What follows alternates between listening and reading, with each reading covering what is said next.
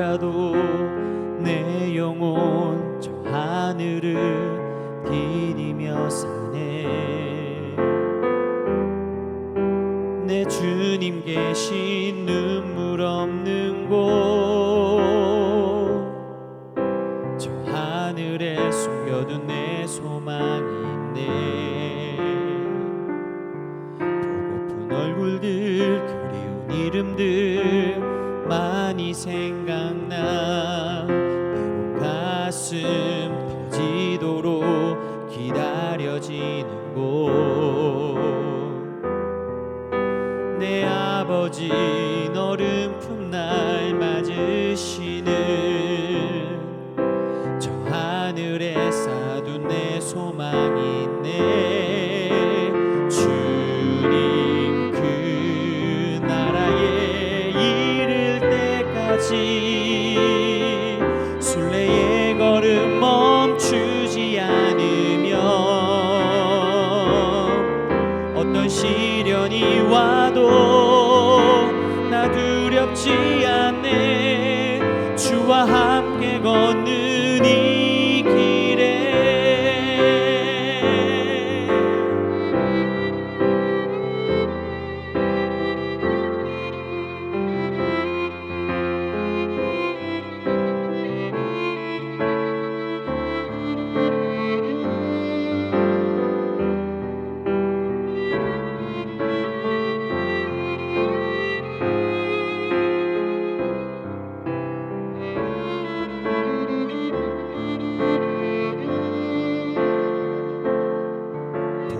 얼굴들 그리운 이름들 많이 생각나. 외로운 가슴 터지도록 기다려지는 곳, 내 아버지 너른 품날 맞으시는 저 하늘에 쌓아둔 내 소망이 있네. 주님 그 나라에 이를 때까지 순례의 걸음 멈추지 않으면 어떤 시련이 와도 나 두렵지 않네. 주와 함께 걷는 이 길에 주님 그 나라에 이를 때까지 순례의 걸음 멈추지 않으면 어떤 시련이 와도 나 두렵지 않네. 주와 함께 걷는 이 길에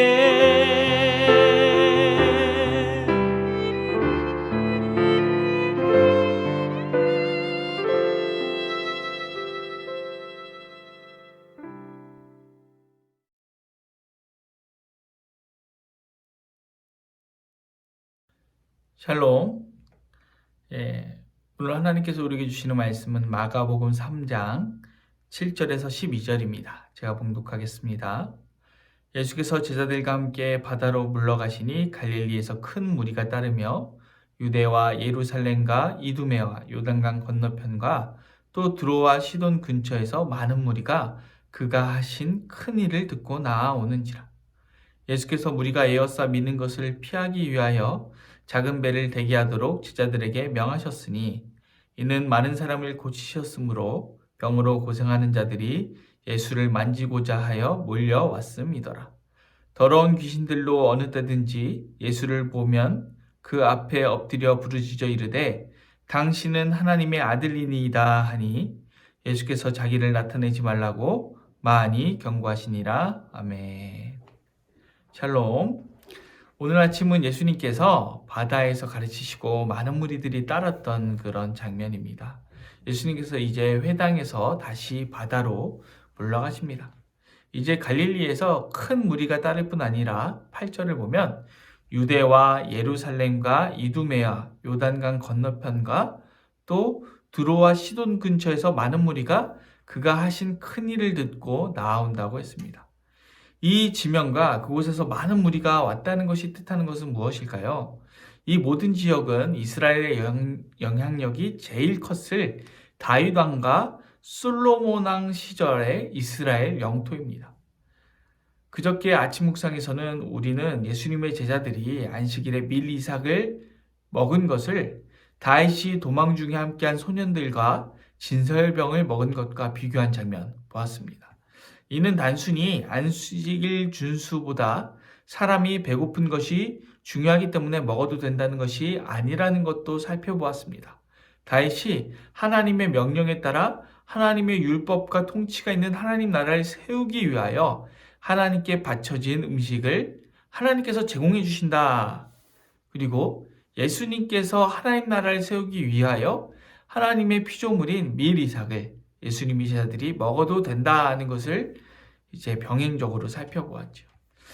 예수님을 따르는 무리들이 어디에서 왔는지 나열한 지명이 뜻하는 것은 무엇이겠습니까? 과거의 이 지역들에 다윗의 통치와 함께 하나님의 통치가 임했듯이 그곳까지 예수님의 소문이 들리고 하나님 나라의 통치가 시작됐다는 것을 의미합니다. 이 예수님의 사역을 통한 하나님 나라의 통치로 인해 많은 사람들이 몰려왔습니다. 이전에는 예수님의 해당 사역이 끝난 후 베드로 장모의 집에 사람들이 모였습니다.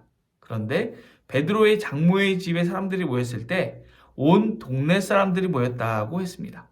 예수님은 이때 많은 사람들이 모여있는 베드로 장모의 집으로 다시 돌아가지 아니하시고 한적한 곳으로 가시길 선택하셨고 갈릴리 여러 동네에 가서 그곳에서 전도하시고 귀신을 쫓으셨습니다.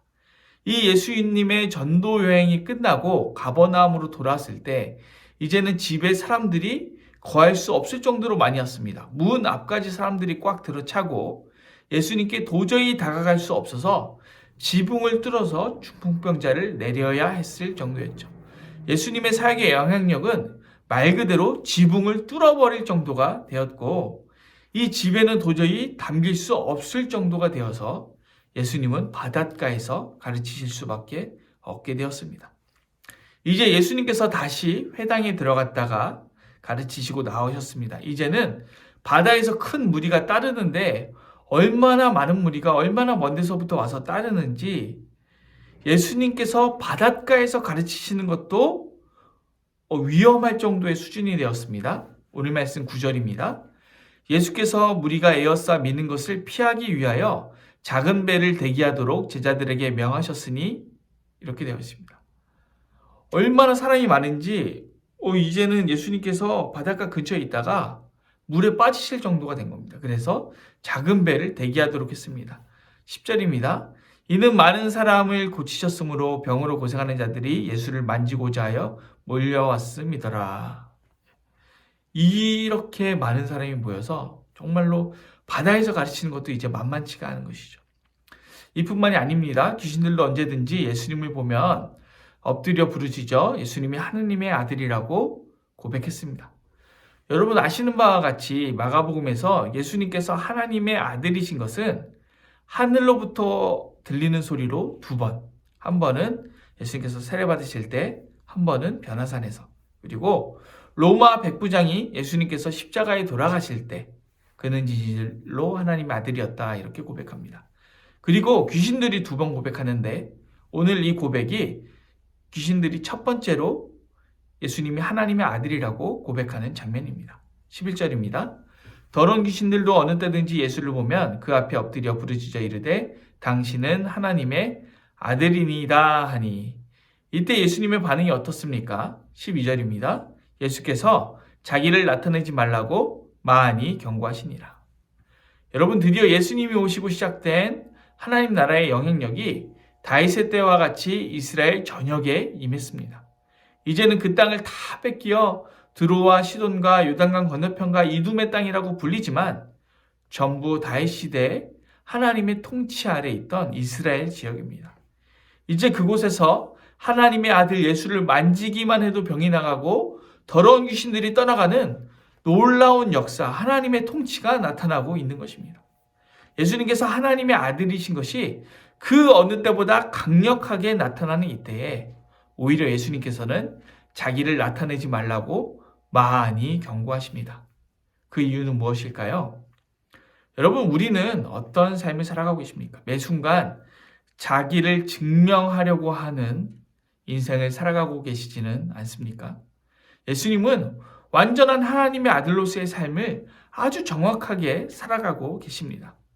태초부터 정하신 자기의 부르심을 따라 하나님이 인간의 몸을 입고 이 땅에 오시어 말 구유에서 나시고 가장 천하고 험한 땅 갈릴리에서 열심히 사역하고 계십니다.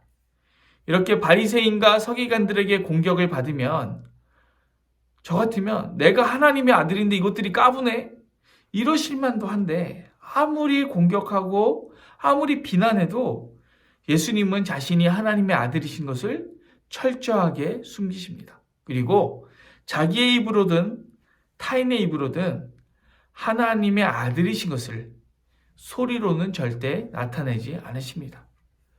그저 하나님의 아들로서의 삶을 묵묵히 살아가고 계시는 것이죠. 그리고 창세전에 하나님의 아들로서 받은 부르심의 가장 핵심적인 사역인 십자가에 못 박히실 때 늘 로마 황제를 하나님의 아들이라고 부르던 로마 백부장의 입에서 예수님을 보고 그는 진실로 하나님의 아들이었다고 고백하게 되는 것입니다. 여러분, 우리가 하나님의 자녀된 것을 어떻게 나타내고 있습니까? 우리는 우리가 누구인지 어떤 모습으로 알리고 있습니까? 바리새인과 서기관들은 자신들의 입으로 자기의 의로움을 나타냈습니다. 또 정치적인 라이벌인 예수님을 비난하고 깎아내리고 심지어 죽이려고 함으로 자신이 누구인지 나타내고 있습니다. 오늘 우리는 우리를 어떻게 알려야 할까요? 예수님이 자신을 알리신 방식 그대로 우리는 우리가 하나님의 자녀인 것을 증명해야 합니다. 마태복음 5장 16절입니다.